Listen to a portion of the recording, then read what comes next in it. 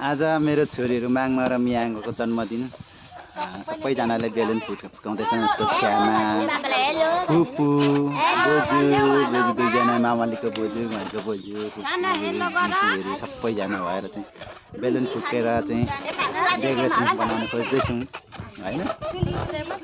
आजदेखिको मेरो छोरीहरू पनि 1 वर्षको भयो। यिनीहरू चाहिँ जन्मिएको चाहिँ 10:39 हुन्। 10:39 चाहिँ बनिन्छ। खुसियाली भइरहेको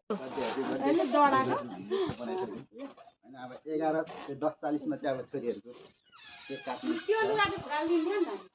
यो छोरीहरूको लुगा अहिले काटलाउन नि त। बर्थडेको लागि यसको छ्यामाले केक ल्याइदिइसकेको छ होइन छोरीहरूको लागि। अब काट्नु सुरु हुन्छ।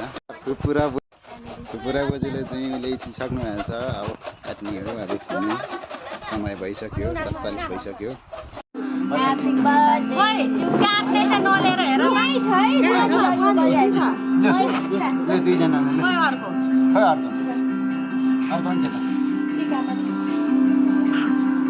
कति ज्ञानी भएर बसिरहेछ नि ह्यापी बर्थडे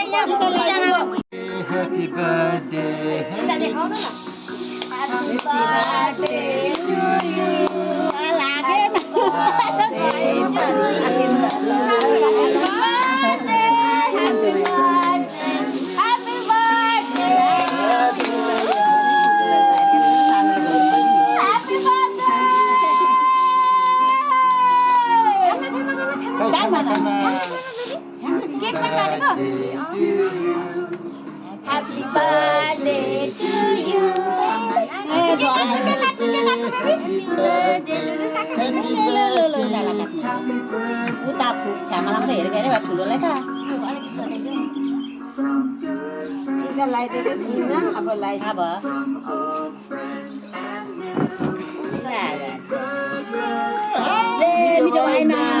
टिका लगाइदिनु थियो नि त्यही केकमा टिका लगाइदिनु कत्रो बिग्नाले टिका लगाएर हुँदैन अलिकति दल्दैन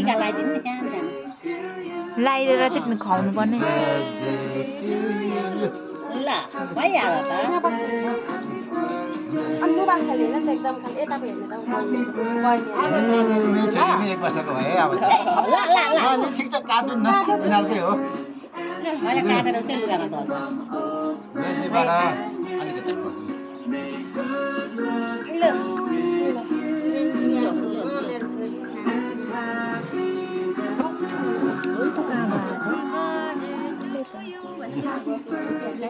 म यताबाट हेर्छु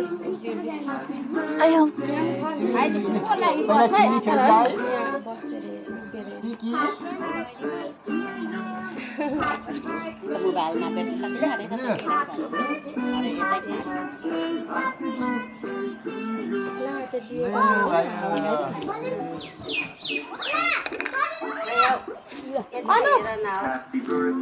तलबाट टिपीले बोजूले त टिका सबै तल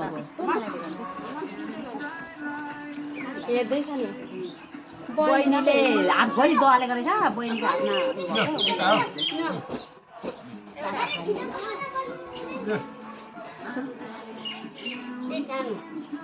यसको मात्रै के आएको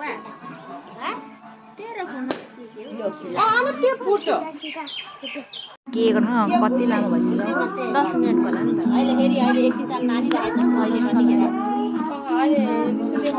भाइ छोड त निकाल्नु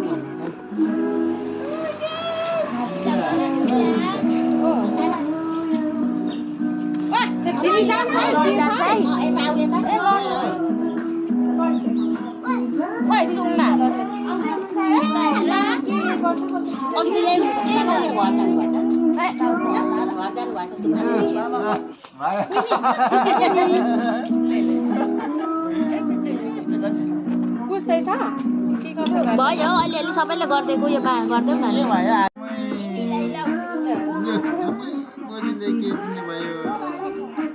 भाइ छोड न हौ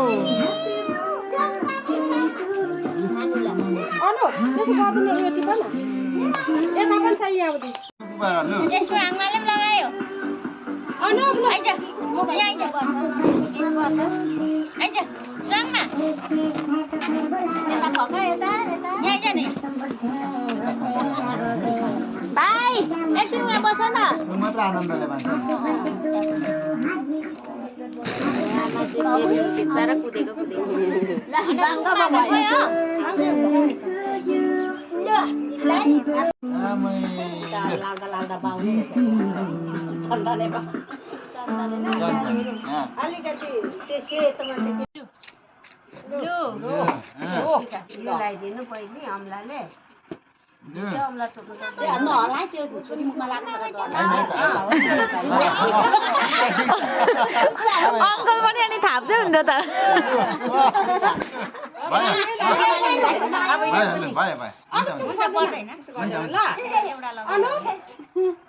ज्ञानी भएर बस्छ